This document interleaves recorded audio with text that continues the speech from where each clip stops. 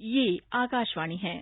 Spotlight में प्रस्तुत है सेवा और समर्पण 20 साल सुशासन के श्रृंखला के अंतर्गत।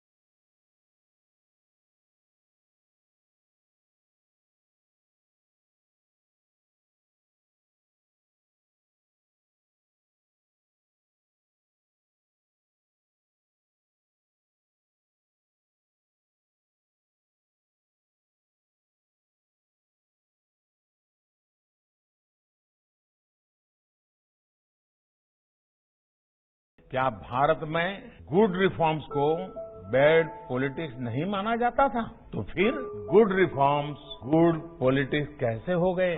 अनुभव के आधार पर मैं एक पहलू आपके सामने जरूर रखूंगा। आज सिस्टम में जितने रिफॉर्म्स किए जा रहे हैं उनके पीछे भारत को हर प्रकार से बेहतर बनाने का संकल्प है। आज हो रहे रिफॉर्म्स के साथ नियत और निष्ठा पवित्र हैं। आज जो रिफॉर्म्स किए जा रहे हैं उससे पहले एक सुरक्षा कवच तैयार किया जा रहा है। इस कवच का सबसे बड़ा आधार है विश्वास, भरोसा। श्री मोदी के नेतृत्व में देश में किए जा रहे बदलाव की महक हर क्षेत्र में महसूस की जा सकती है। नई सुविधाओं के लिए, नई व्यवस्थाओं के लिए रिफॉर्म्स बहुत जरूरी है। हम पिछली शताब्दी के कानून लेकर के अगली शताब्दी का निर्माण नहीं कर सकते। जो कानून पिछली शताब्दी में बहुत उपयोगी हुए वो अगली शताब्दी के लिए बोझ बन जाते हैं और इसलिए रिफॉर्म ये लगातार प्रक्रिया होनी चाहिए। लोग अक्सर सवाल पूछते हैं कि पहले की तुलना में अब हो रहे रिफॉर्म्स ज्यादा बेहतर तरीके से काम क्यों करते हैं? पहले की तुलना में अब अलग क्या हो रहा है? कारण बहुत ही सीधा है। पहले रिफॉर्म्स टुकड़ों में होते थे, कुछ सेक्टरों, कुछ विभागों को ध्यान में रख के होते थे। अब एक संपूर्णता की सोच से रिफॉर्म्स किए जा रहे हैं। अब जैसे शहरों के विकास के कोई हम ले लें, शहरों के विकास के लिए हमने 4 स्तरों पर काम किया है। बीते समय से चली आ रही समस्याओं का समाधान हो, जीवन ज्यादा से ज्यादा सुगम हो, ज्यादा से ज्यादा निवेश हो और शहरों की व्यवस्थाओं में आधुनिक टेक्नोलॉजी का उपयोग अधिक हो। संपूर्णता की इसी सोच के साथ किए जा रहे सुधार केंद्र सरकार के हर कदम में दिखाई देते हैं, चाहे वो लोगों की रोजमर्रा से जुड़ी चीजें हों या सामाजिक मुद्दे या फिर रक्षा या अर्थव्यवस्था से जुड़े सवाल। वर्ष 2014 में दस्तावेजों और प्रमाण पत्रों के स्वतः प्रमाणन से संबंधित निर्णय ने लोगों को एक बड़ी राहत पहुंचाई थी। इस बारे में प्रयागराज निवासी निधि नाग कहती हैं, मैं यूपीएससी की प्रिपरेशन कर रही हूँ। 2014 में जो मोदी सरकार ने सेल्फ अटेस्टेड को लेकर के जो लाखों प्रतियोगी परीक्षाओं के जो छात्र थे उनके लिए जो कदम उठाए हैं वो काफी सराहनीय है, क्योंकि इससे पहले हम जैसे आम छात्रों को अधिकारियों के आगे चक्कर लगाने पड़ते थे और वो एक बार में ये काम नहीं करते थे। इस कदम से आम जनता के ऊपर मोदी सरकार का जो भरोसा है और विश्वास है उसको भी बल मिला है। इसी तरह वर्षों से देश में चली आ रही गाड़ियों के ऊपर बत्ती की वीआईपी संस्कृति का खात्मा कहने को तो एक छोटा सा फैसला था, लेकिन इसने आम और खास के बीच की दूरी को मिटाने में एक अहम भूमिका निभाई। सामाजिक मुद्दे से जुड़े कदमों में बेटी बचाओ बेटी पढ़ाओ कार्यक्रम ने न सिर्फ देश में लिंगानुपात के सुधार में महत्वपूर्ण भूमिका निभाई, बल्कि इसने बेटियों को लेकर लोगों का नजरिया भी बदला है। अगर भारत की बेटी पढ़ेगी तो जाहिर सी बात है अपने परिवार को संभाल पाएगी, अपने पैसे कमाएगी, लोगों की आंखों में वो किसी काम के काम आएगी, उसका महत्व बढ़ेगा। ऐसा ही कुछ करना पड़ेगा भारत की बेटियों का मूल्य बताने के लिए। और अब ये बात तो निश्चित है, क्योंकि पहले मेरे जैसी लड़कियों को पढ़ने लिखने का मौका ही नहीं दिया जाता था, पर अब और नहीं।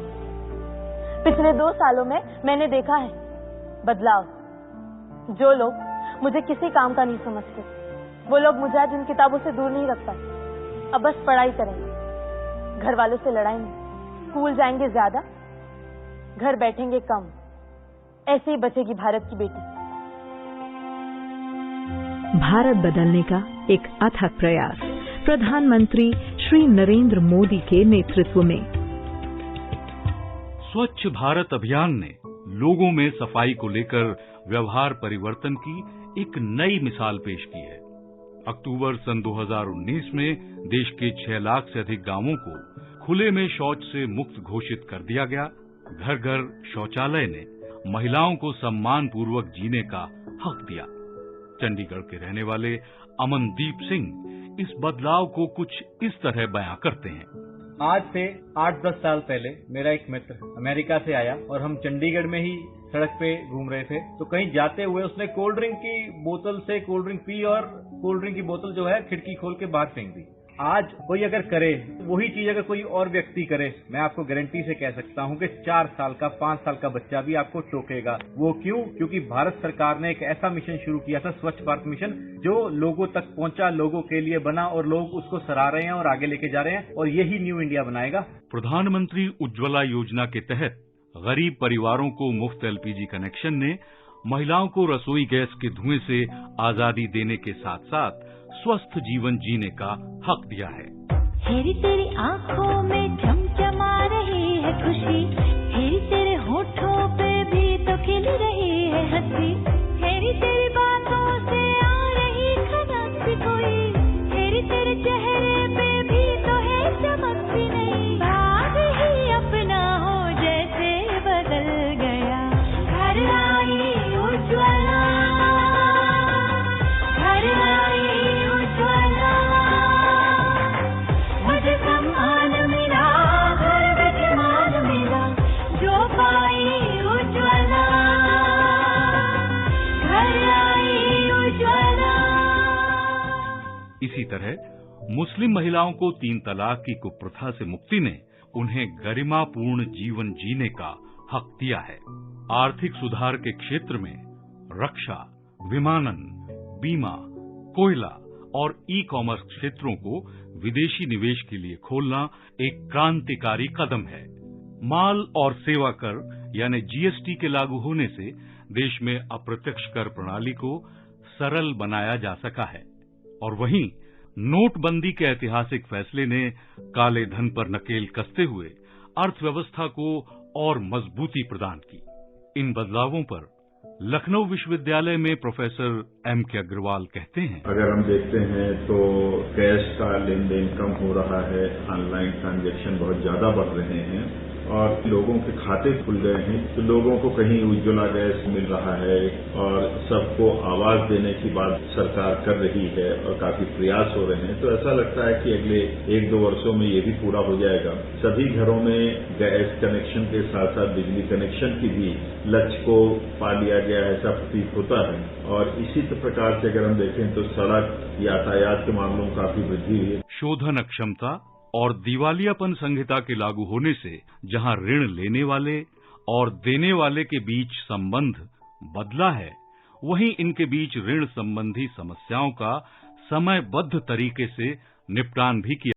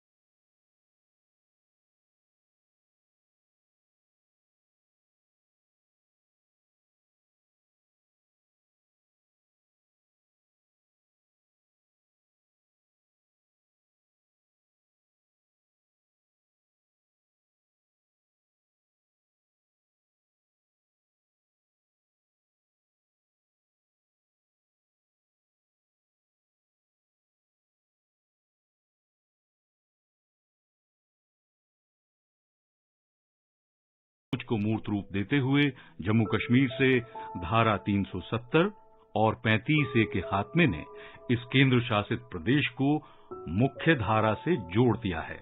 हाल के दिनों में यहां लागू की गई उद्योग नीति पर Jammu Kashmir chamber of commerce के सेक्रेटरी जनरल गौरव गुप्ता कहते हैं, इंडस्ट्रियल पॉलिसी आने के बाद जो एक टारगेट है वो यही है कि यहाँ पर पूरी जो यहाँ की इकोनॉमी है वो बूस्टअप हो, और इसके अलावा जो सबसे ज्यादा जो इसमें इंपॉर्टेंस दी जा रही है वो यहाँ के रोजगार को लेकर दी जा रही है। रोजगार बढ़ेगा, इकोनॉमी आपकी बढ़ेगी, हमारे यहाँ के युवा रोजगार में आएंगे, तो जम्मू कश्मीर का जो मुझे लगता है आने वाला जो समय है वो काफी एक बेहतर समय होगा, क्योंकि जम्मू कश्मीर एक ऐसा प्रांत है जो पिछले 30 सालों से मिलिटेंसी की तरफ से जो जूझ रहा था। मुझे लगता है कि मोदी जी ने जो एक न्यू अनाउंसमेंट जो इकोनॉमिक रिफॉर्म्स लाए हैं, कहीं ना कहीं पर एक बहुत बड़ा एक कदम है। रक्षा क्षेत्र में सुधार की दिशा में चीफ ऑफ डिफेंस स्टाफ की नियुक्ति से सशस्त्र बलों के बीच दक्षता और समन्वय बढ़ाने और दोहराव को कम करने में मदद मिल रही है।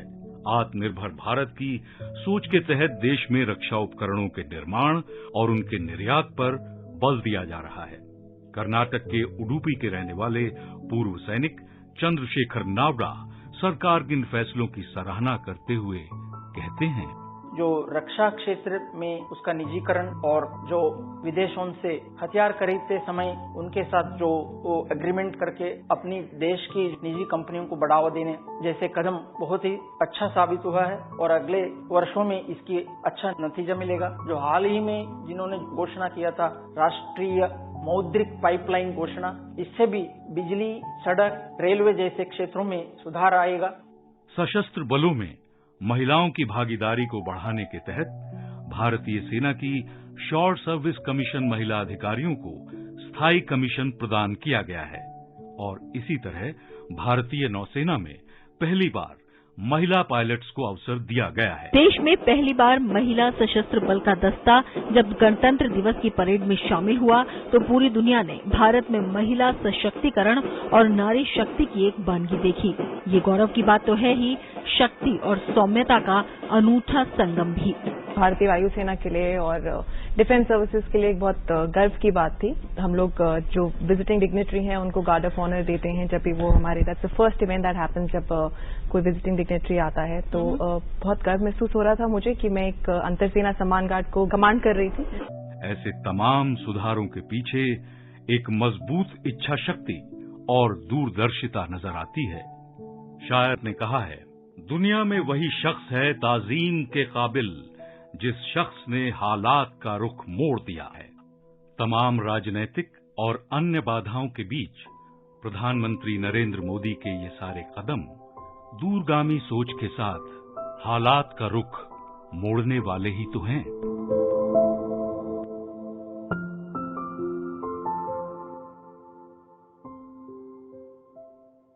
अभी आप सुन रहे थे सेवा और समर्पण 20 साल सुशासन के श्रृंखला के अंतर्गत विशेष कार्यक्रम युग प्रवर्तक नरेंद्र मोदी।